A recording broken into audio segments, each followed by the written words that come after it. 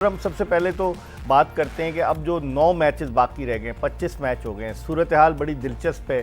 कल भी हमने डिस्कस किया था यूनुस खान और आपके साथ। अब आप क्या देखते हैं इस्लामाबाद यूनाइटेड का जो मैच होने जा रहा है वो कितना इंपॉर्टेंट है इस्लामाबाद यूनाइटेड के लिए? कोयटा ग्लैडिएटर्स के साथ उनका मैच है। नहीं, मैच तो बड़ा इंपॉर्टेंट है और आई होप कि हाई स्कोरिंग गेम हो, क्योंकि देखिए दोनों टीमें क्रिकेट तो बहुत अच्छी खेल रही हैं। हाँ, ये है कि एकदम से कोयटा ने गियर शिफ्ट किया है और जिस तरह अब वो मोमेंटम में आई है तो वो काबिल तारीफ़ है, इसमें कोई शक नहीं है। और कहीं ना कहीं रियलिटी बेस्ड बातें करते थे उनके कप्तान सऊद शकील, जो मुझे बहुत पसंद है।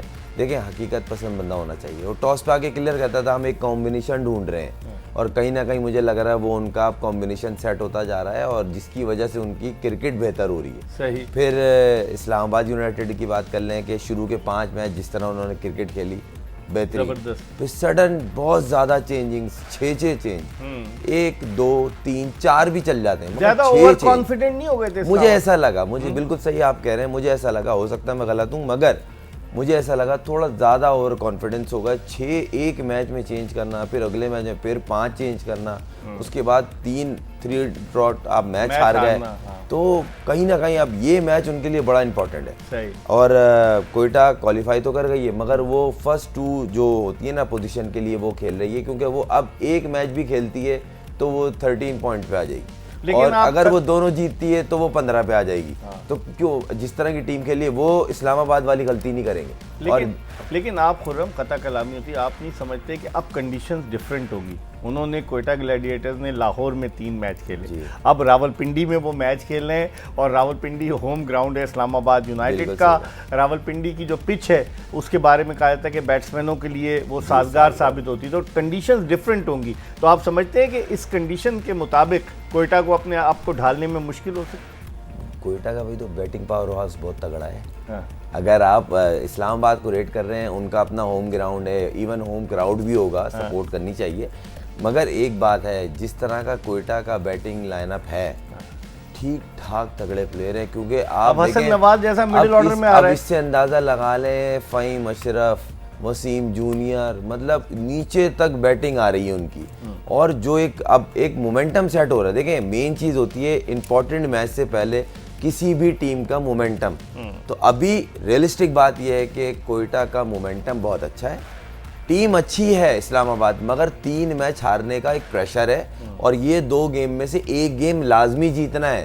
अगर आप टॉप 4 में आना चाहते हैं, एक भी गेम आप हारते हैं तो आपके आखिरी मैच में सूली लटकी होगी कि आपको इसको जीतना है, तो आप क्वालिफाई हैं, वरना हो सकता है आप टॉप 4 में ना आए। ठीक है, लेकिन अगर हम परफॉर्मेंसेस की बात करें, इंडिविजुअल परफॉर्मेंसेस की, कि मुल्तान सुल्तान्स की जानिब से कप्तान मोहम्मद रिजवान ने अब तक इस टूर्नामेंट में सबसे ज़्यादा रन 363 रन स्कोर किए हैं उन्होंने, मोहम्मद रिजवान ने। और फिर उनके बाद अगर आप देखें उस्मान खान वगैरह। लेकिन अगर आप खुर्रम इस चार्ट पर नज़र डालें कि मोहम्मद रिजवान ने अब तक 363 रन तो बनाए 9 मैचों में, लेकिन कोई फ़ायदा नहीं। 9 में से 8 मैच उनकी टीम हारी है। इनफरादी कारकर्दगी बेहतर रही, लेकिन साहबजादा फरहान की टीम अच्छा कर रही है, उनके 320 रन हैं। फ़खर जमान की टीम ने अपने चांसेस को बरकरार रखा हुआ है, 309 रन हैं। जेम्स विंस, वो तो कराची के, अब्दुल्ला शफीक, डैरल मिचल, मोहम्मद हारिस।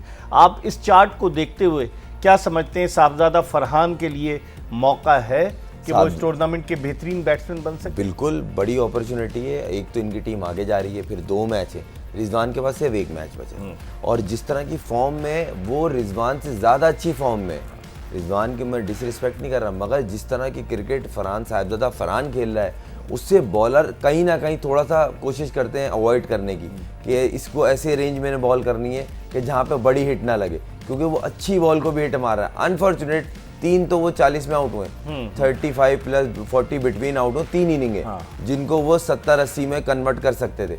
तो फरहान को चाहिए ये 2 मैच है, एटलीस्ट 250 और ऐड करें और आप 400 प्लस पे जाएं और अपनी सिलेक्शन को मजबूत करें। पहली बात, आपकी टीम को फायदा होगा, क्योंकि देखें इनका जो सबसे बड़ा सेटबैक हुआ ना, शादाब खान फिट होना। देखिए, एक कप्तान शायद वो नजर आए एक्शन में, लोग आई होप के नजर आए, कि ग्रोइंग पे उनके काम हो रहा है। नहीं, उम्मीद कल के मैच में उम्मीद करते हैं आना चाहिए। देखिए, हम क्रिकेट की बात कर रहे हैं, अच्छी क्रिकेट देखने को मिलेगी। एक अच्छा कप्तान, पिछले साल उसने कप्तानी में अपनी फाइनल का कप उठाया, फिर जिस तरह वो लीड कर रहा था 5 मैचों में, एक इम्पैक्ट है उसका। फर्क तो पड़ा ना, जैसे No, सलमान अली इसमें- आगा इसमें कोई शक जगह नहीं है तो वो टीम हार गई। आपने बिल्कुल सही कहा, फर्क तो जमीन आसमान का फर्क दिखा। देखें, एक बंदा कप्तानी करता आ रहा है, एकदम से 1 फिट हुआ और सलमान को कप्तानी दी गई कि आप संभालें। जो 2 मैचों में वो भी नहीं खेला था और बीच में। वो पिछले 2-3 मैच में नहीं खेला उनको था। रेस्ट कराया हुआ था, हाँ, बैठाया हुआ नहीं था, रेस्ट कराया हुआ था कि हम देख रहे हैं, हम 4-5 प्लेयर जो चेंज कर रहे हैं। वो सडन कैप्टनशिप, फिर बैटिंग ऑर्डर सारा चेंज, तो वो सारी चीज़ें जो है ना एकदम फिर 3 मैच हार गए बैक टू बैक। अब बिल्कुल ऐसी हो गई है कि अब कोई मैच हारे तो हम बाहर हो जाएंगे। तो एकदम से इतना प्रेशर आना, और एक टीम का एडवांटेज क्या है कोयटा के पास कि हम लास्ट 2-3 मैच जीते हुए, हम क्वालिफाई किए हुए, हम फर्स्ट 2 की जंग में, तो ऐसी टीम ज़्यादा थ्रेटनिंग होती है। फिर अगर शादाब यहाँ बाहर हुए तो वहाँ से उनका चैपमैन इन हुआ है। मतलब किस्मत भी तो देखे ना थोड़ी बहुत, अगर थोड़ा सा करें, ये नहीं बोल रहे कि इस्लामाबाद। हालांकि चैपमैन ने कोई बड़ी इनिंग्स नहीं खेली अब मैं तक। हरगिज़ में ये नहीं कह रहा कि इस्लामाबाद को हम राइट ऑफ कर देंगे। बहुत अच्छी क्रिकेट खेलते हैं और अटैकिंग क्रिकेट खेलते हैं, जो उनकी सबसे अच्छी चीज़ सही। है। वो फेयरलेस क्रिकेट खेलते हैं, fearless। तो ऐसी टीम ज़्यादा डेंजरस होती है। इमाद भी है, नवाज बड़ी अच्छी हो, लास्ट जिस तरह नवाज बॉलिंग भी की, नवाज बैटिंग भी ने की। फील्डिंग बैटिंग 1 साइडेड उन्होंने मैच में लेके आ गए थे। 4 100 ओवर में आउट हो 20 रहे रन दिए थे पिछले यही मैच तो में। बॉलिंग कर रहे हैं। मेन चीज़ ये है कि आप इस मैच में कॉम्बिनेशन क्या खिलाते हैं, क्योंकि देखें उस पे पूरी पाकिस्तान की सब प्लेयर्स जानते हैं कि पिंडी में हाई स्कोरिंग गेम होता है।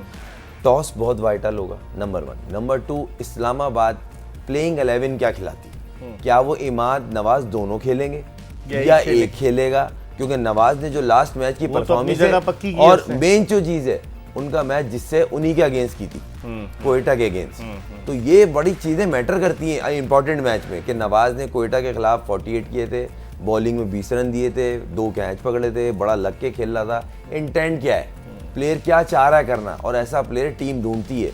इमाद अपनी जगह है, वो जिस तरह परफॉर्मेंस कर रहा है, नए बॉल का सेकंड न्यू में आता है, अब वो वेपन की तरह करता है, फिर एक्सपीरियंस है उसका।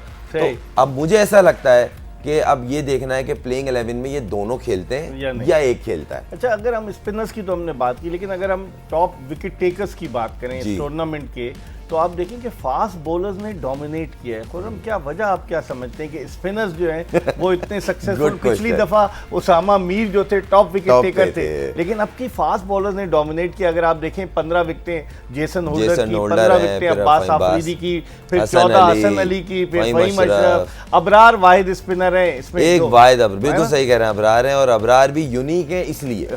और कहीं ना कहीं बीच में जिस तरह सऊद उन्हें यूज़ कर रहे हैं और वो आते हैं, ब्रेक थ्रू देते हैं, मगर यहाँ पे इस्लामाबाद की जिस तरह होल्डर सिंगल हैंड अपने कंधों पे लेके चलने की कोशिश कर रहे हैं बैटिंग में, ये बॉलिंग चार्ट पे आप क्या कहेंगे इस पे? मुझे ऐसा लग रहा है कि कहीं ना कहीं क्रेडिट देना पड़ेगा जो ऑस्ट्रेलियन क्यूरेटर आए, उन्होंने जो टोनी हेमिंग्स को, हाँ, और उनका काम अब दिख रहा है और वाजे दिख रहा है।